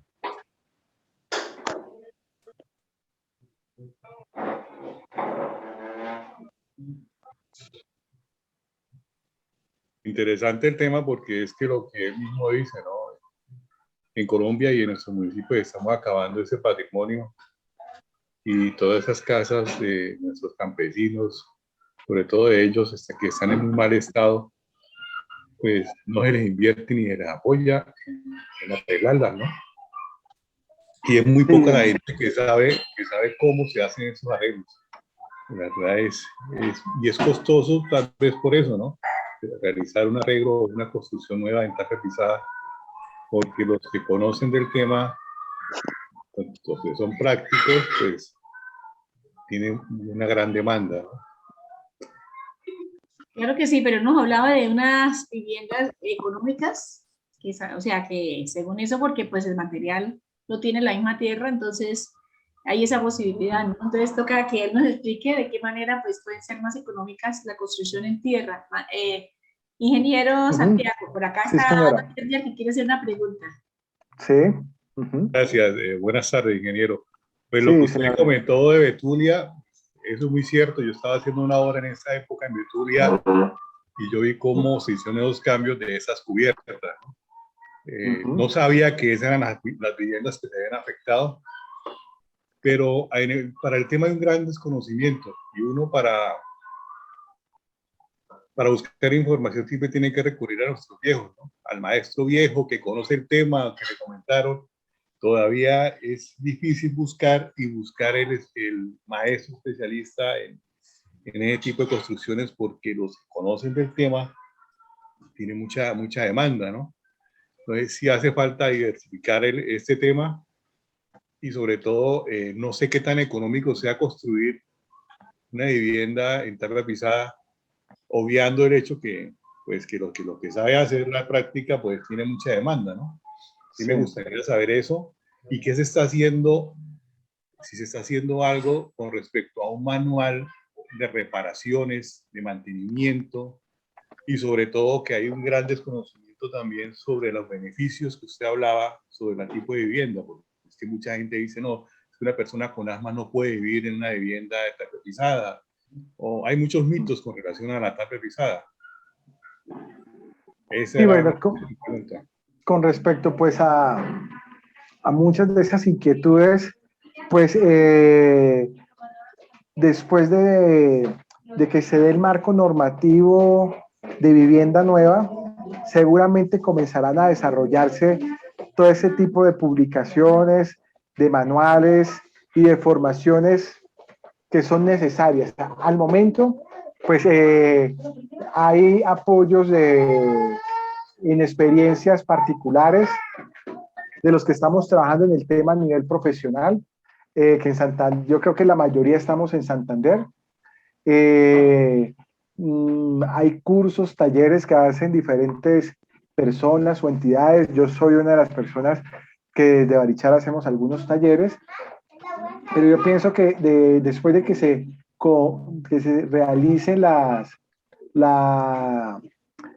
los decretos reglamentarios de vivienda de interés cultural, eso viene acompañado con formación técnica desde el SENA, manuales de reparación, normas de bioclimática y otras cosas más. Yo acá puedo hablar, y eso nos daría para otra sesión, sobre este tipo de temas, que con gusto en alguna oportunidad estaría en toda la disposición de hacerlo, que lo haría desde mi experiencia y desde lo que conozco. Pero para que sea algo más formal, y así debe ser, con el decreto de vivienda de interés cultural, esos manuales que se comenzarán a dar. Al momento, pues, ¿qué se hace? Pues se habla con el profesional o el maestro, y la persona, de acuerdo al conocimiento tradicional, dirá, yo reparo de esta forma, lo aplico, a mí me funciona. Los que tenemos, pues, de pronto un acceso a documentación de otras partes, pues hemos involucrado en nuestras prácticas algunas experiencias de otros lugares, pero en este momento está todo así un poco dentro del empirismo y el ensayo y error, o el conocimiento técnico no validado desde la formalidad del sistema, ¿sí? Y en la parte económica, pues hablo de Barichara, que tiene un alto mercado inmobiliario de construcción nueva. Pues acá se habla de un promedio de 1 millón de pesos el metro cuadrado terminado. Hay construcciones más costosas, otras no tanto. En mi experiencia es que por el hecho de ser de tapia pisada no quiere decir que la construcción sea ni más barata ni tampoco más costosa. Lo que sí puedo yo asegurar, por la experiencia que yo tengo de vivir en 20 años en una casa de tapia pisada, es que de una manera no muy fácil de describir técnicamente, uno es más fácilmente feliz en una casa de tierra, y puede uno ser fácilmente feliz a menos costo. Las construcciones, las edificaciones, los espacios habitacionales hechos con materiales quemados, concreto, ladrillo, acero, para uno sentirse a gusto, tiene que invertir un poco más en decoración. Los espacios habitacionales hechos con materiales vivos, como la composición físico-química de la tierra, es la misma nuestra, uno se siente más fácilmente a gusto, lo cual requiere menos inversión para llegar a ese nivel de confort. Diría eso en cuanto a nivel de costo. Y en la Barichara y sus alrededores es competitivo, ¿sí? De pronto en otros lugares el mercado se comporta distinto. Gracias. Uno tiene pregunta Joana Castellanos.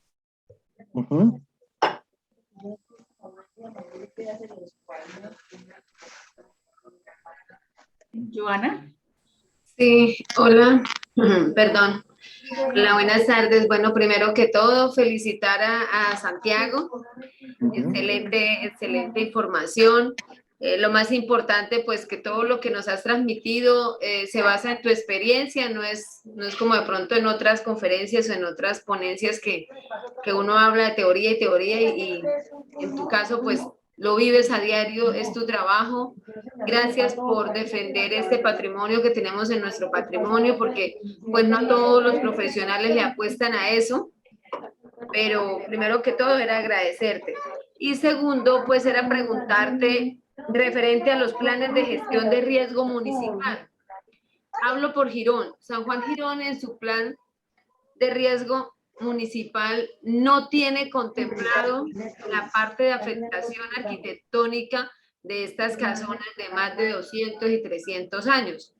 Entonces, ¿existe alguna herramienta jurídica o alguna forma de que los municipios que tenemos esta arquitectura podamos exigir o pedir que las administraciones incluyan, porque en el plan de gestión de riesgo municipal ponen las inundaciones, los terremotos, pero no están contemplando que son casonas que están siendo afectadas, como decías en la charla, porque le cambian la parte del techo, la cobertura, porque Girón en este momento el 50% de las calles está presentando hundimiento. Parece ser que es una falla referente a EMPAS o bueno, la parte de alcantarillado. Entonces pasa desapercibido, ¿no?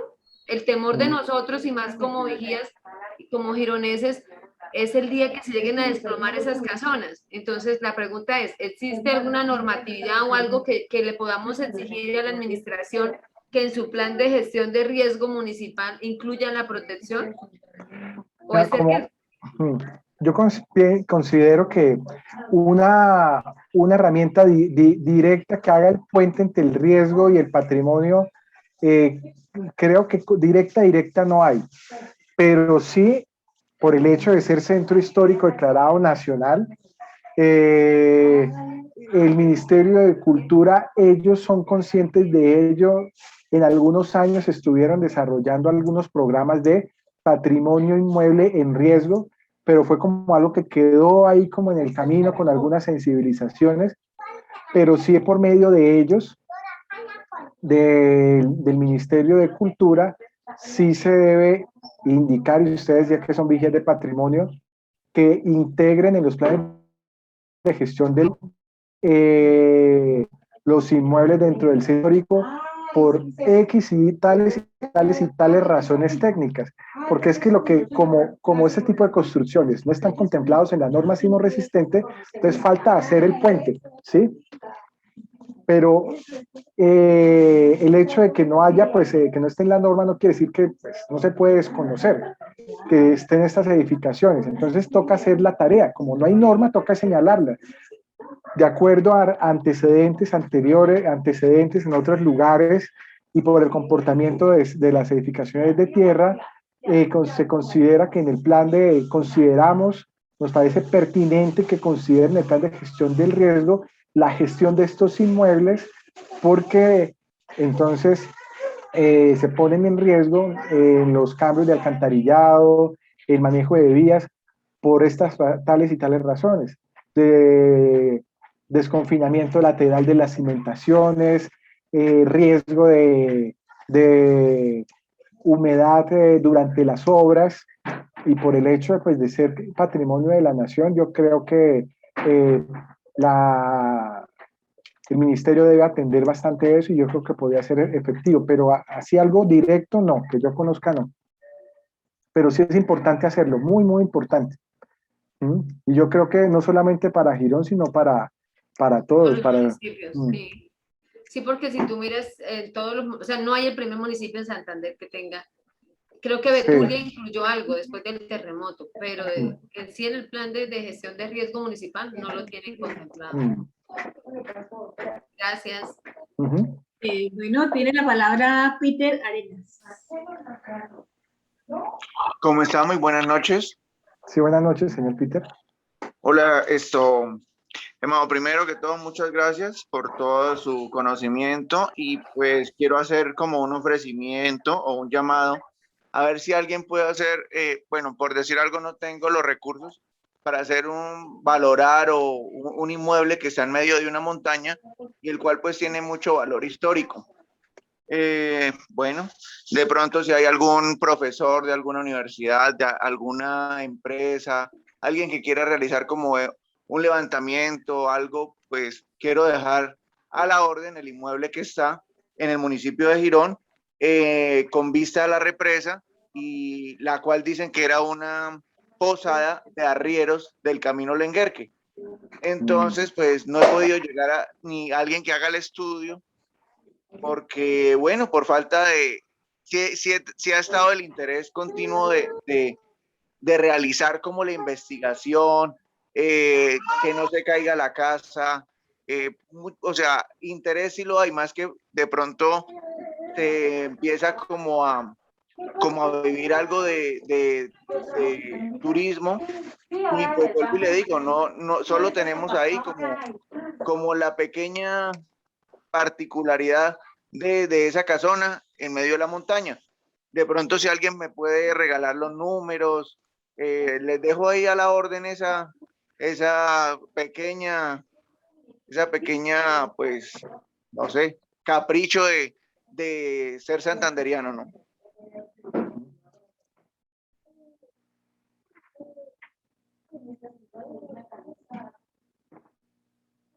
Bueno, yo quería, ya que hubo un silencio ahí en el momento, sí. A mí se me quedó una pequeña pregunta. Usted estaba hablando que la nueva norma se deben declarar las viviendas de interés cultural y patrimonial, ¿sí? ¿Es correcto? Sí. Pero entonces en nuestros municipios, todas esas viviendas urbanas y rurales que son en tapia pisada, que no están dentro del área histórica del municipio, ¿ahí cómo quedan ellos? ¿Cómo se les puede llegar a invertir? ¿O que la ley ya sea, ¿qué va a proyectar ahí con respecto a ese tipo de viviendas? Si no son declaradas de qué tipo de interés, hay un vacío ahí. Sencillamente,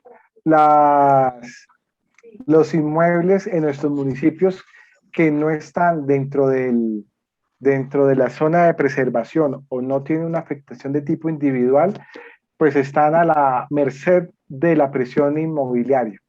Y lo que pueda preservar es un tema de sensibilización y de trabajo, pero más allá no, en ese momento no habría marco legal.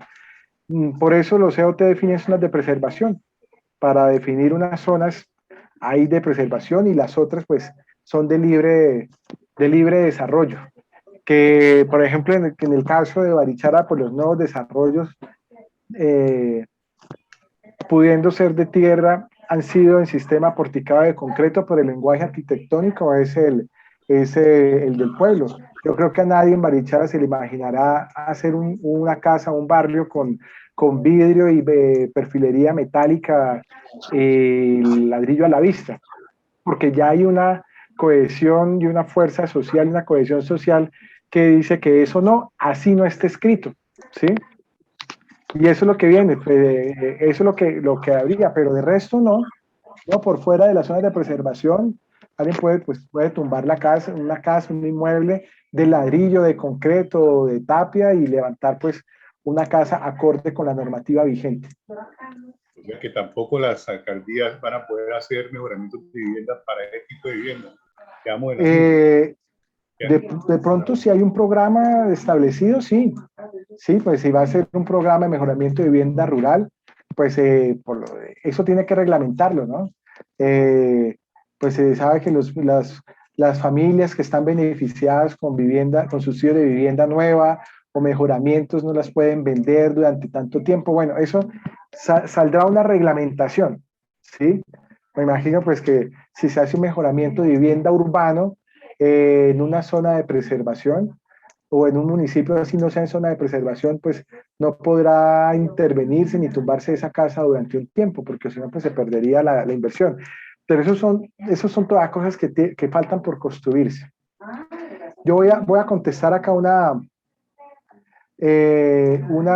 pregunta de Sabana de Torres, y yo diría que sea la última. Tengo ya otro compromiso ahorita a las 7 de la noche, y sí, yo acá pues podría estar hasta las 9 o más hablando del tema, pero sí me excuso. Habíamos planteado que fueran 2 horas y ya vamos a cumplirlas, pero voy a contestar lo de Sabana de Torres. Pregunta a alguien que por qué Sabana de Torres no se ve, que es un tema caliente, no sé, una zona de clima cálido, no se implementa este tipo de construcción y la persona manifiesta que no ha visto ni una sola. Pues yo he analizado ese tema y tengo pues una hipótesis, no sé si sea cierta, y es que la implementación de la tapia pisada y el adobe, estas técnicas proviene o tienen su origen en los desarrollos urbanos de la colonia, ¿sí? Sabana de Torres, entiendo, es un municipio relativamente reciente en nuestro departamento, que por ser relativamente reciente, se engancha mucho a las técnicas y materiales modernos, porque para cuando nace Sabana de Torres, si no estoy mal, es finales del siglo XIX, comienzos del XX, o es en el XX que toma fuerza, sobre todo con el tema del petróleo, pues, y más con el tema del petróleo y esa dinámica económica, pues tapia pisada, bareque y adobe, pues era sinónimo de atraso, ¿sí? Entonces, un municipio que nace no va a coger técnicas obsoletas para ese entonces, pero sí, en ese clima de Sabana de Torres, si la tierra funciona, le iría muy bien también una construcción con tierra. Claro que Sabana de Torres, Puerto Wilches, también son lugares, poblaciones ribereñas donde hay una influencia cultural también ribereña, que es más cercana que a la tapia pisada y al adobe, porque pues no provienen de temas de colonización española. Gracias, ingeniero. Ingeniero, no sé si un minutico, ya para terminar, hay otra pregunta. La hace Rocío Vadillo y pregunta que desde lo sostenible y ecológico, ¿qué clase de pasto es el que se utiliza como elemento para la mezcla del bareque? Más que tipo de pasto se necesita es fibra, y cada comunidad en Colombia y en el mundo echó mano de lo que encontró. Entonces lo importante es que sea fibra de más o menos unos 10 centímetros de largo, que permita que esas bolas, que es del tamaño como de las dos manos, que quepan en las dos manos, esas bolas con las que se embarra la estructura de madera, esa fibra ayude a que el barro se meta entre el entramado de madera. Entonces, si la fibra es corta, de 1 centímetro, de medio, de 2, pues no envuelve y no se mete en el entramado. Entonces, más que tipo de pasto, es fibra seca de 5 a 10 centímetros.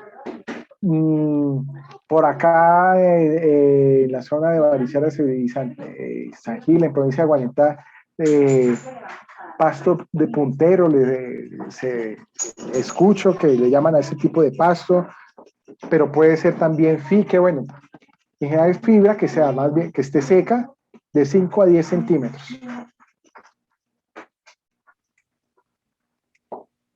Ingeniero, muchísimas gracias por todo el apoyo que nos ha dado hoy, por toda la claridad de la exposición. Aquí pregunta Peter Arenas, es que si hay alguna empresa que pueda valorar el estado de la casona en la vereda San Rafael. La pregunta que él hizo en vivo, que si podríamos de pronto apoyarle indicándole a quién se puede dirigir él para que le hagan la valoración de la casona. Sí, yo pensaría en ese caso, pues por intermedio de ustedes, como es Girón, y hay un grupo organizado, no sé si haya vigías de patrimonio, podría ser a través de vigías de patrimonio que se haga una primera valoración, ¿no?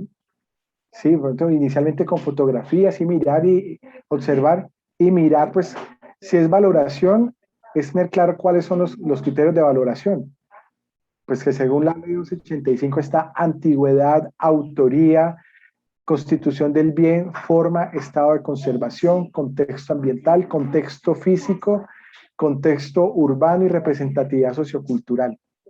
Entonces, quien haga esa valoración se debe confrontar con esos criterios de valoración y evaluarlos sobre el ámbito municipal, departamental o nacional, y ahí pues se llegará a una conclusión si ese inmueble tiene una exaltación de esos criterios de valoración en alguno de esos ámbitos.